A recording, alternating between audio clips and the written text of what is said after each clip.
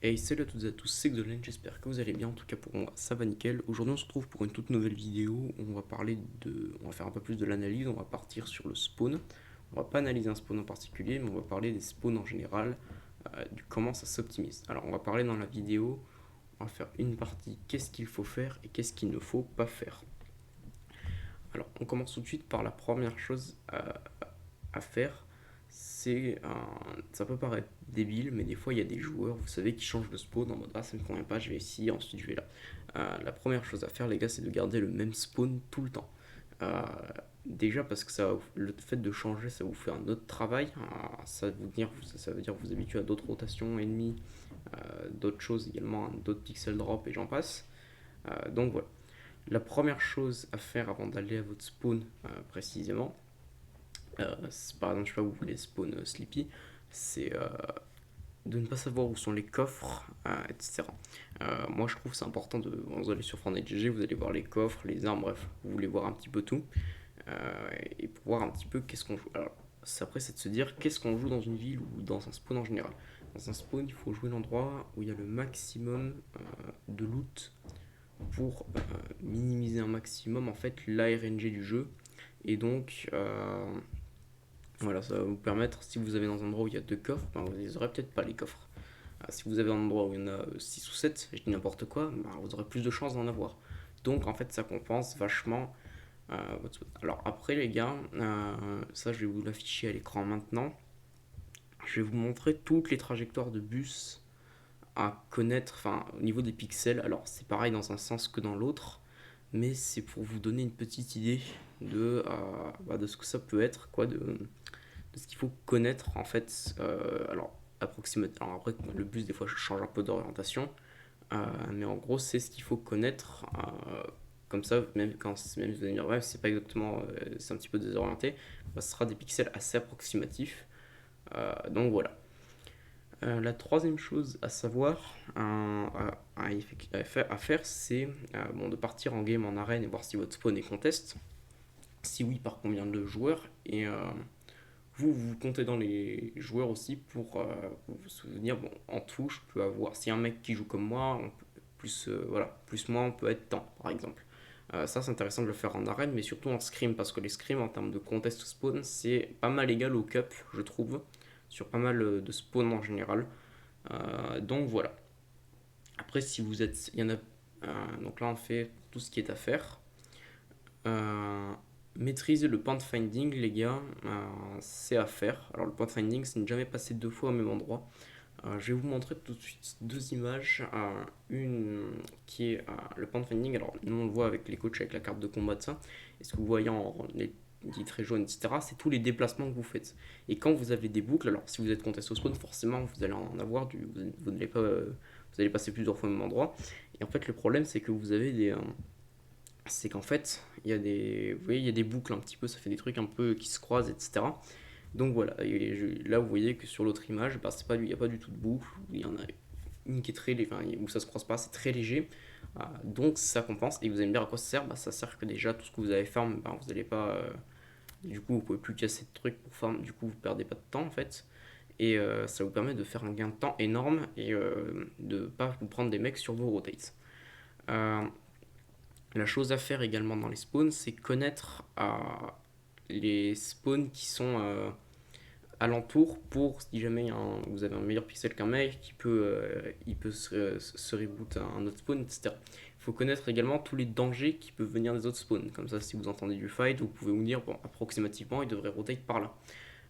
Après, ce qu'il ne faut surtout pas faire, comme j'ai dit, c'est changer plusieurs fois de spawn.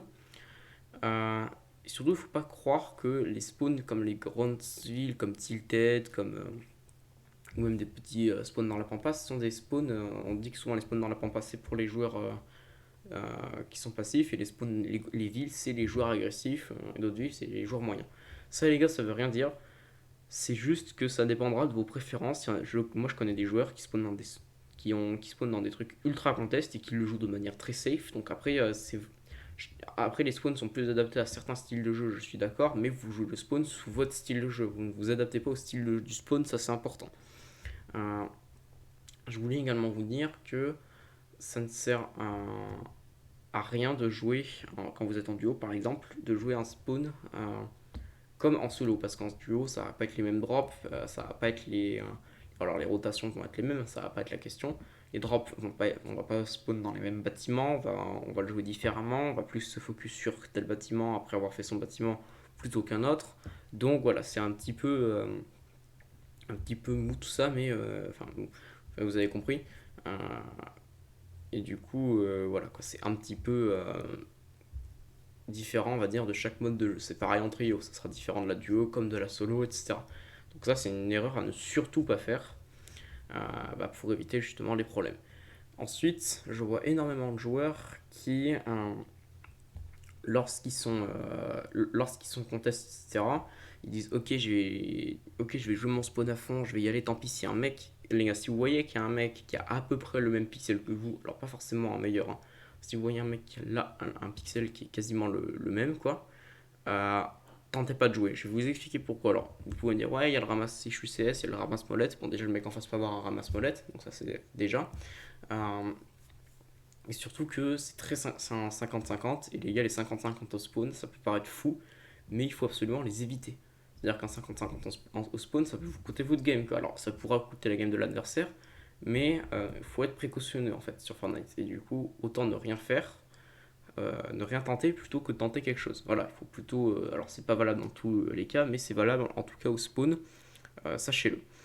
Ensuite, je trouve qu'il y a beaucoup de. Il faut jamais jouer les villes, là je parle pour les villes précisément. Faut jamais jouer les bâtiments au milieu de la ville, parce qu'en fait vous avez un focus sur 360 degrés, tandis que si vous êtes à l'extérieur de la ville et que vous avez des problèmes, vous pouvez vous barrer en fait. Et avec les glissades, des gens passent, vous allez plus vite, bref. Donc à l'extérieur de la ville, vous pouvez tirer sur des mecs à l'intérieur, donc c'est plutôt bien. Après, ce que j'aime bien aussi, c'est après, ce qui est intéressant, c'est que alors comment on va dire les spawns qui sont bord de map et d'autres qui sont centre map, je ferai une autre vidéo les gars pour vous expliquer exactement comment on joue ces spawns là. Après le point finding les gars, comme je l'ai dit tout à l'heure, c'est extrêmement important parce que ça vous permet de faire énormément de choses. Ça vous permet de loot plus vite, donc d'aller au fight plus vite sur vos adversaires. Comme ça, eux, ils ont à peine pas beaucoup de maths et ils n'auront pas beaucoup de loot parce qu'ils n'auront pas optimisé leur spawn. Vous aurez un meilleur loot, et enfin plus de loot en tout cas, et plus de maths. Donc ça vous permettra d'aller fight plus facilement au spawn. Après, je ferai une autre vidéo bien plus tard qui sera sur les fights, comment on gère les fights en early, les fights en mid game et les fights en late game en gros. Alors entre temps, je vais faire un autre truc les gars, c'est que là c'est une vidéo analyse, avant c'était de la prépa mentale, on va repasser sur de la prépa mentale, ensuite on va repasser sur de l'analyse, on va encore sur de la prépa mentale, on va faire ça, etc. Vraiment pour que ça alterne un peu la chaîne quoi. Donc moi, je vais vous laisser, j'espère que la vidéo vous aura plu, n'hésitez pas à vous follow à mon Twitter qui est en description, à rejoindre mon serveur Discord, je suis coach payant mais vraiment pas cher. Donc voilà, c'était Exolen, ciao.